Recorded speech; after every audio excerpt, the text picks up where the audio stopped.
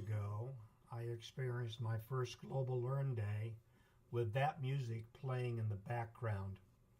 We've come a long way since 1997 and that first Global Learn Day that I experienced. It's amazing to me when we think about time. That's just what, 20, 21 years ago. And it seems like so much has changed in that 21 years. I was looking at the schedule for space launches this month and this month alone, and there are something like 9 scheduled for just this month. When I think of a space launch, I think of Russia, and I think of the United States and the space race. But today, you've got 2 launches coming out of China, 2 launches coming out of India. French Guiana is going to have a launch, and Japan is going to have a launch, in addition to the 2 that are coming from Russia and the 2 that are coming from the United States, both one in California and one in Florida. So the pace at which things are changing is certainly increasing. I read just a week ago that we have plans to go back to the moon, that there are firm plans to carry us to Mars, and you think all of this is happening, and you think that maybe it's taking a long time for these things to happen. But then I think on a much larger time scale, and I realize that man has been engaged in learning and sharing that knowledge and expanding across the planet for maybe less than 100,000 years. Maybe we've been serious about learning, have had the ability to record our knowledge and share it generation after generation for less than 10,000 years, in some cases less than 6,000 years. And serious learning in terms of the academic approach that we take today with published books, we've only been doing that for about 200 years, that we've actually had something like a textbook. And so it has, it's a fast-moving world that we live in. And as things have changed, we've found ourselves coming out of Africa, spreading across the planet to the point where we were isolated from one another, and we no longer knew the language that each other spoke. We no longer knew the culture that we each lived within. In many cases, our physical form tended to change based on the climate or the geography of the places that we lived, until when we came back in contact with one another, we saw each other not as brothers and sisters, members of the human race, but as different, distinctly different, and conflict arose. And today we have terrorism, and we have the threat of world conflict. And I'm thinking Global Learn Day is an opportunity for the whole planet to come back together, to experience one another's thoughts and ideas, passions, things that we care about, get to know one another. And we can do that with the internet. And so Global Learn Day represents a lot of things. The celebration of mankind's learning, our ability to share knowledge. The knowledge that we share makes the world a better place, improves the condition of the human condition in every place that knowledge touches. And as we share that knowledge and get to know one another and experience the information that is available from each other, we get to know one another and we reduce the possibility of conflict. This year, for the very first time, we're doing Global Learn Day on the air, which is an amateur radio activity. I did that for about an hour tonight, talked to 13 different countries, talked to about 35 hams around the world, and they became passionate about the idea of shrinking the planet one contact at a time. So it's my pleasure to be involved in Global Learn Day again this year. My name is Terry Redding. I live in De Leon Springs, Florida, and this is Global Learn Day. Next slide. Now, Global Learn Day is a worldwide event. It follows the motif of a journey around the world, chasing the sun, with the sun rising in Guam and going completely around the world with the sun setting back in the Hawaiian Islands, and giving everybody on the planet an opportunity to experience and share in the knowledge of learning. Today, because of social media, we can actually do much more than that. Rather than following a linear path 1 minute after the other, we can have multiple presenters and multiple content, multiple observers from a wide variety of areas. And so not only do we share Global Learn Day on a single day, but now over the weekend, and we're thinking that schools and libraries and museums and other educational enterprises should start gearing up for Global Learn Day and preparing their students that they're educating to think about the importance of knowledge and mankind's acquisition of knowledge. Slide 3. Now, the experience for me, my first Global Learn Day, 1997, I was used to making preparation for an educational conference that took place over a period of months, if not even more than a year, and ultimately preparing a paper, having it peer reviewed, having it accepted, making travel arrangements and lodging arrangements to travel to the location of the conference, and then to participate with a large number of other people in the conference, talking to those standing next to me, rarely having a chance to engage the person that was actually making the presentation on the stage. That's changed with global learning. With global learning, we now have the possibility of experiencing content being presented formally from anywhere in the world to a large group of people, and those people can talk to each other via chat and via other electronic means, even while the presentation is ongoing, without interrupting that person. We can talk to the person making the presentation before they come on the stage, and we can talk to them after they leave the stage so much easier than we could before, and we can do all of that in a period of less than 24 hours from the time we hear about a conference to the time we sign up for it, until the time we experience it, until the time we become presenters at that same conference, sharing knowledge globally. So today, sharing, we overcome a great deal of difficulties, and we have a much easier time. We're much more successful at sharing knowledge. Slide 4. So Global Learn Day 2008, our content is rich in media. We're using the social media as a way of distributing that knowledge. Myself, I used to use a variety of tools for creating online content.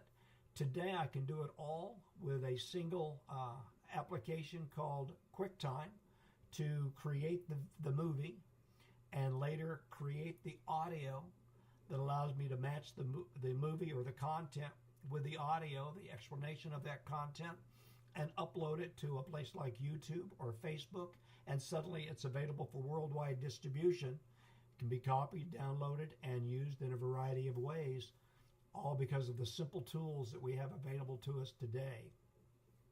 We have access. We can control what we choose to learn. We can pause it, do something else, return and re-engage in that learning process. What used to take an extended period of time can now be done in a very short period of time. What I used to do over a 24-hour period with weeks of preparation can now be done over a few-hour period with just a day of preparation. The more educational enterprises that participate in Global Learn Day, the more drawn together we become. The more ham radio operators that participate in Global Learn Day on the air, the more connected the planet becomes as we shrink the planet one contact at a time. And now with the ability of search engines and the ability to click on a link and drill down and experience knowledge in depth and absorb the knowledge that's presented before our eyes and pursue it until we're satisfied that we've received all of the content that we want to digest at that time, we can explore knowledge in depth like never before. It's an absolutely amazing world that we live in. Slide 5. So it used to be that you would do a keynote address and there would be a particular audience, such as the audience that I'm speaking to right now. You would write your formal notes out and you would make your presentation and you'd make those formal notes available in the form of proceeds or a published chapter or something following the end of your presentation. It would be published and it would have limited distribution. Those things are now changing. These are keynotes with a different format. Today you can create this content and recognize that it's going to be archived and readily available on the internet for years and years and years to come. Somebody wants to go back historically and see what you said during a Global Learn Day 20 years ago or 10 years ago. That's as easy to do as looking at something you said yesterday, because of the digital world and the way search engines work and our access to knowledge and the ability to search and find the information that you're looking at or looking for. Next slide. So let me talk about 3 examples reference the pace of learning.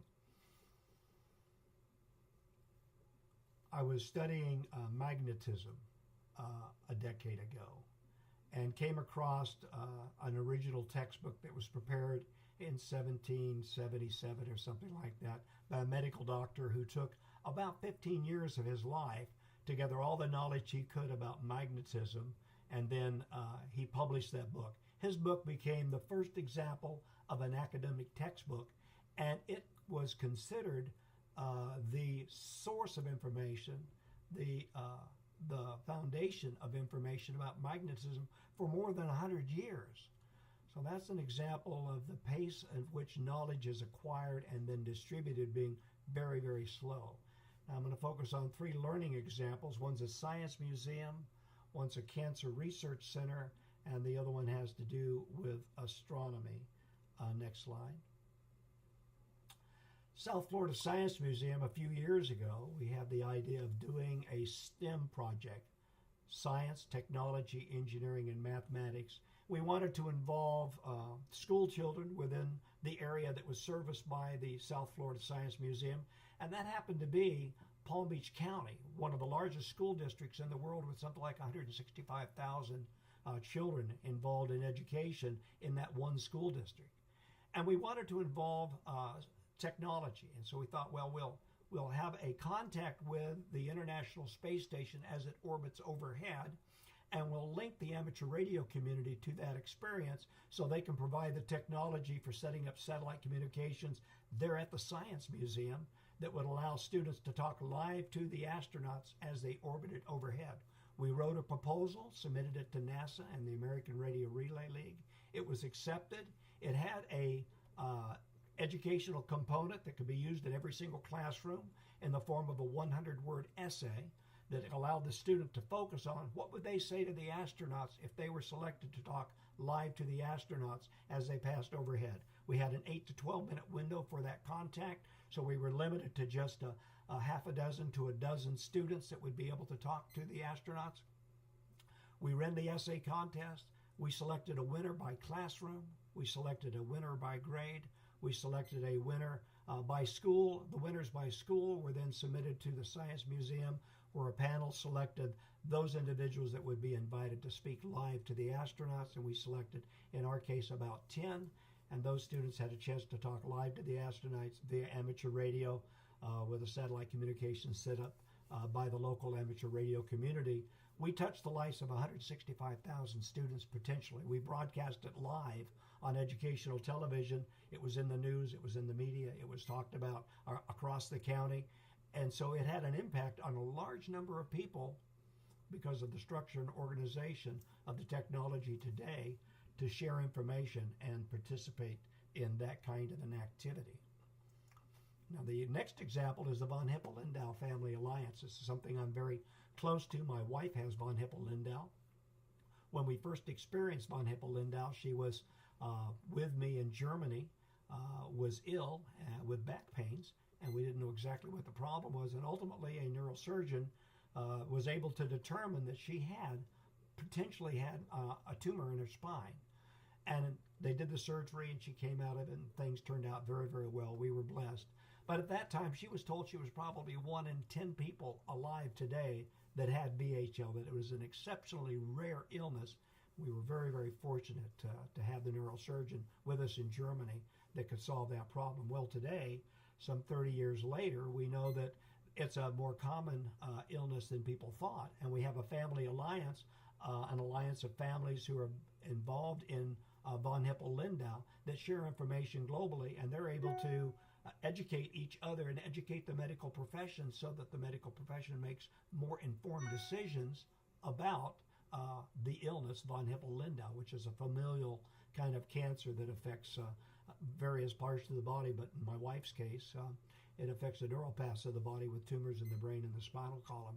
And so it can be a very devastating kind of an illness if people don't approach it correctly and don't understand what it is they're dealing with. And being so rare, most doctors are not familiar with the illness, may have seen it on an exam during their licensing process, but have not actually been in contact with a person that has von Hippel-Lindau. But now through the internet and through the release of information and distributed worldwide through this VHL Family Alliance, we're able to touch the lives of a lot of people, inform their doctors, and allow them to have the knowledge they need to have in order to make informed decisions about the treatment that they're going to receive. These three enterprises have all been involved in Global Learn Day. The International Occultation and Timing Association is an organization that I'm involved in, and it uses the same technology to share knowledge globally and to coordinate globally to chase shadows. And what IOTA does is they literally measure the amount of time that a star disappears when an asteroid passes between it and the Earth. They set up cameras with GPS devices, the ability to do precision timing to the nearest millionth of a second, and they develop the length of a chord across the width of an asteroid. They get multiple chords with multiple observers being set up in an array, and they're able to plot the shape and size of the asteroid, often as close as to the nearest 10 meters, and all of this is being coordinated today through the internet and through this self-support, self-learning, self-education enterprise known as the International Occultation and Timing Association. And so the world is changing, the world is shrinking. Our ability to share knowledge with one another is the thing that's going to allow us to move into the future and be successful. Here's an example of what an occultation, series of occultations can do. This is each line represents a single observer's telescope. Some observers set up multiple telescopes, and then they're able to model the shape and size of the asteroid, and this is an example of that collective effort of measuring individual chords and then being able to plot them with a computer to develop the shape and size of an asteroid. And it's kind of interesting that you do this with small telescopes, and that amateur astronomers are the ones that are collecting this data. This data is being used to gain a good deal of information about what is known about our solar system. And as a result, when we plot trips through the solar system into the outer planets and beyond, the information that's gathered by IOTA helps people determine exactly where these asteroids are, how large they are, and what their attributes are. So it can be exciting information. So what have we talked about today? We talked about Global Learn Day, and it's for everyone on the earth, whether you're an individual student in a classroom or in a school, or in an educational enterprise like a county school district or a university or college, or even a nonprofit organization with an area of specialization such as Von Hippel-Lindau, where it's medical, or International Occultation and Timing Association, where you're doing amateur radio backyard science by individuals with a passion for the kind of things that they're doing. We talked about the three examples of a museum and what they do, a nonprofit organization and what they do, amateur astronomers and what they do. And all of these have potential to make a presentation during Global Learn Day and share that information about what they do and how they approach doing it with the rest of the planet. And as we go through that process of sharing that information with the rest of the planet, the end result is that we shrink the planet one piece of information at a time as we come in contact with one another, until we recognize that we're one planet, we're but one people, and we have a common interest, and that common interest is learning and the acquisition of knowledge and skills so that we can improve the human condition today and so that we can move ourselves forward into a brighter future in front of us. So welcome to Global Learn Day. I hope that you participate as fully as you can, and that you spread the word that Global Learn Day is an event that everybody is invited to participate in. So thank you and welcome again to Global Learn Day. Terry Redding in De Leon Springs, Florida, where the weather is very, very nice indeed. Thank you.